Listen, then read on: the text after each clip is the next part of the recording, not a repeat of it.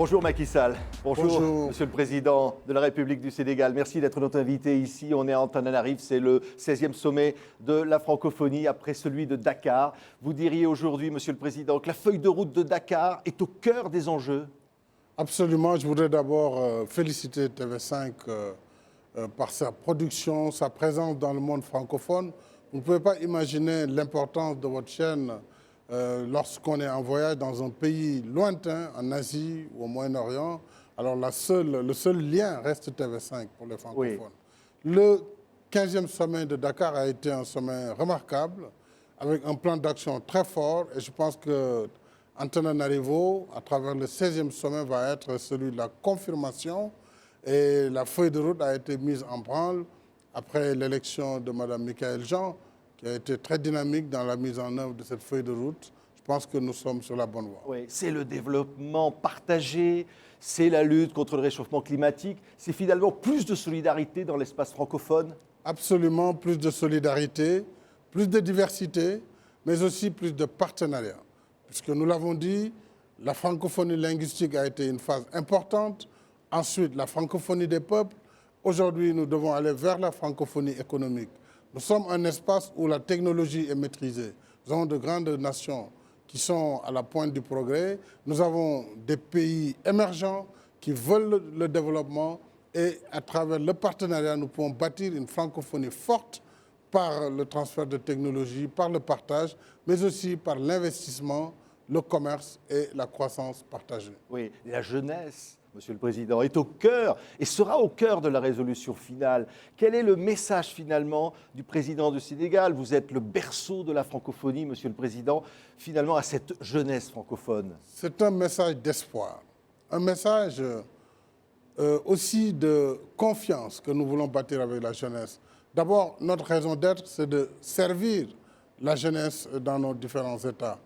Elle constitue la majorité de la population. Et nous devons tout mettre en œuvre pour que des politiques d'inclusion, de formation soient mises à leur profil, mais aussi des politiques d'emploi qui permettent de les retenir dans leur pays et de leur permettre de voyager lorsque cela est nécessaire pour approfondir des formations. Mais l'essentiel doit être de donner une perspective à cette jeunesse à travers l'éducation, la formation, mais aussi la création d'emplois. Oui. Et nous avons en principe les moyens de donner ces emplois si nous mutualisons nos efforts et si nous donnons toute l'importance requise par cette jeunesse parce qu'elle est majoritaire, mais aussi parce que nous devons la protéger contre toutes les déviances, oui. Parce qu'elle est victime, cette jeunesse, elle est victime du radicalisme, elle est victime de l'intégrisme, elle est victime des trafics.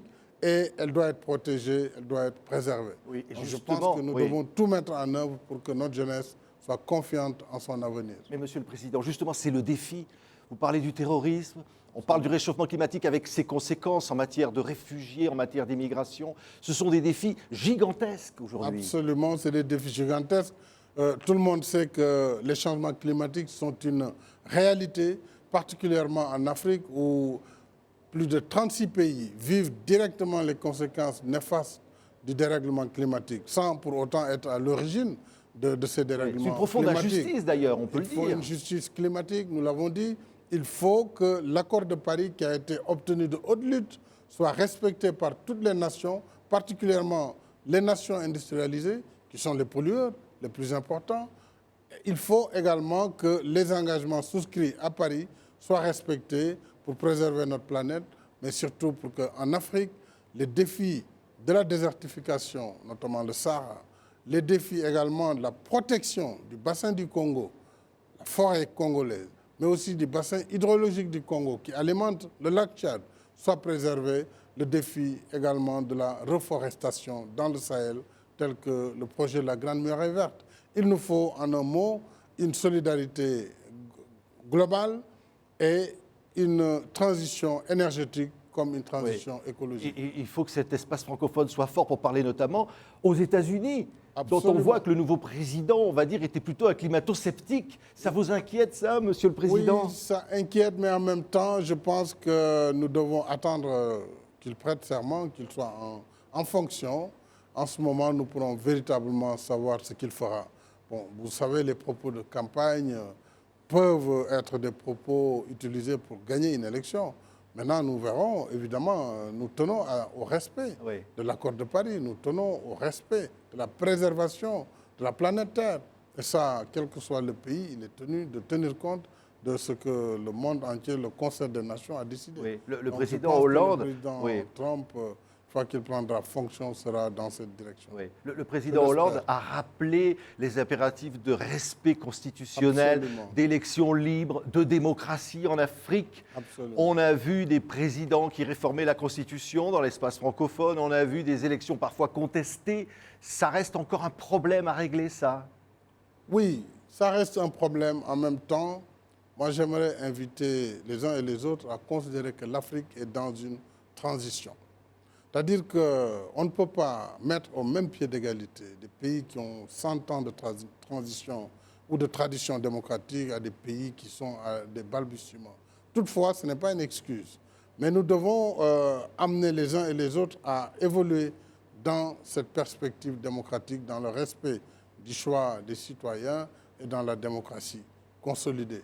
C'est le cas du Sénégal. Je souhaite que globalement, sur les 54 pays africains, il faut reconnaître que la tendance très nettement majoritaire est dans la démocratisation. Oui. Mais il faut que l'Afrique soit accompagnée et il faut aussi que les jugements soient conformes aux efforts faits en Afrique.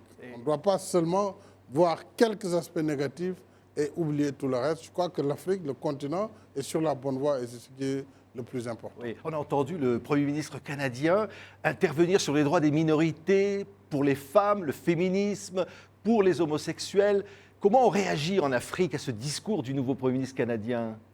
Alors, le Premier ministre Trudeau est un homme exceptionnel et évidemment, c'est un progressiste. Alors, il y a des idées que je partage totalement avec lui et il y a d'autres que je ne partage absolument pas du tout. Je respecte ses opinions sur la question des homosexuels. Nous avons nos opinions et nous tenons à ce qu'elles soient respectées. Je l'ai dit au président Barack Obama, dans nos sociétés, nous avons aussi des homosexuels qui vivent leur vie. Mais il ne faut pas qu'on essaie d'imposer aux sociétés africaines une manière d'être. Ça, nous ne pouvons pas l'accepter. Alors, sur les autres questions, il a raison, le Premier ministre Trudeau, sur la femme, sur les violences faites aux femmes, sur le fait qu'on doit éliminer les mariages précoces, qu'on doit assurer la promotion des femmes et leur assurer une formation afin que leur intégration dans la société soit quelque chose de réel. Sur ce plan, nous sommes totalement en phase. Alors, sur les autres, je pense qu'il faut que on mette la pédale douce, puisque, en définitive, nos sociétés ne sont pas les mêmes. Donc, il faut éviter l'uniformitarisme. Je ne sais pas si le terme est consacré, mais nous devons éviter, en tout cas, il faut tenir compte des réalités des uns et des autres. Et ensemble, nous devons évoluer vers des valeurs communes, mais nous sommes différents. Et ça, c'est fondamental, que les uns et les autres reconnaissent cette différence et la respectent. Oui, Monsieur le Président, vous diriez aujourd'hui la francophonie est moins divisée? Si nous consolidons nos efforts, je pense que nous pourrons davantage peser sur les décisions du monde.